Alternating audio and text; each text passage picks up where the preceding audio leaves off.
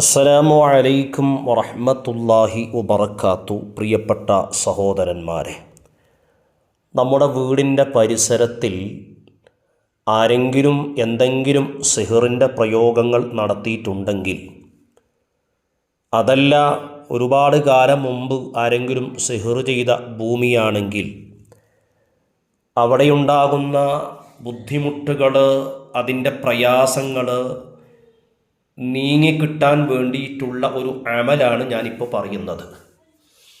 എത്ര പഴക്കമുള്ള സിഹറിൻ്റെ പ്രയോഗമാണെങ്കിലും ഞാൻ ഈ പറയാൻ പോകുന്ന അമല് കൊണ്ട് നിങ്ങൾക്ക് സ്വയം നീക്കിയെടുക്കാൻ പറ്റും.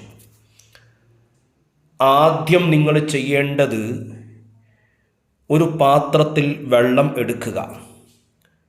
ആ വെള്ളത്തിൽ ഒരൽപ്പം കല്ലുപ്പ് ചേർക്കുക. ശേഷം ആ വെള്ളത്തിൽ സൂറത്തുൽ കഹ്ഫ് ഒരു തവണ മന്ത്രിച്ച് ഊതുക. ഒരു പ്രാവശ്യം ഹദ്ദാദ് റാത്തീബ് മന്ത്രിച്ച് ഊതുക. ഒരു പ്രാവശ്യം സൂറത്തു യാസീന്, ഒരു പ്രാവശ്യം സൂറത്തു സ്വാഫാത്ത്, ഒരു പ്രാവശ്യം മുസമ്മിൽ സൂറത്ത് മന്ത്രിച്ച് ഊതുക.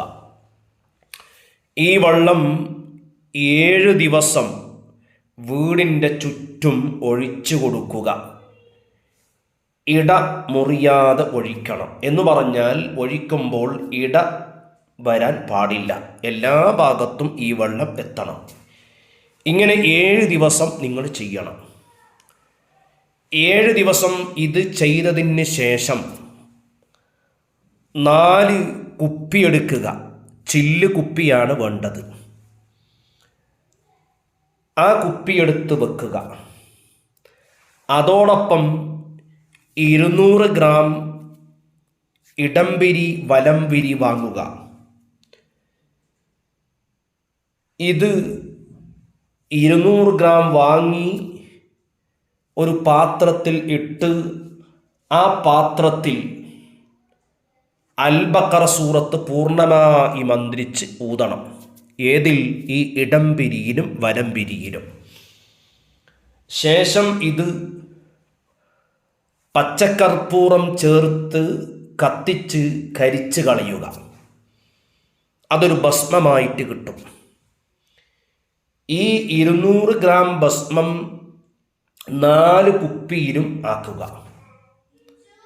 ശേഷം അതിൽ നിങ്ങൾ, ഞാൻ ഇതിൽ കൊടുക്കുന്ന കളം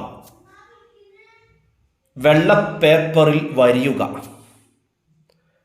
വെള്ള പേപ്പറിൽ വരഞ്ഞ് അതിനെ ചുരുട്ടിയെടുക്കുക.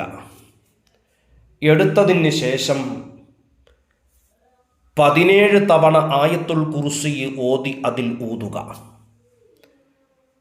ഒരു കുപ്പിയിൽ ഈ ഞെർക്ക്, എന്നിട്ട് കുപ്പിയിൽ ഈ ഞെർക്ക് നിക്ഷേപിക്കുക. ശേഷം അതിൽ നിങ്ങൾ നല്ല സുഗന്ധം ഒഴിക്കുക.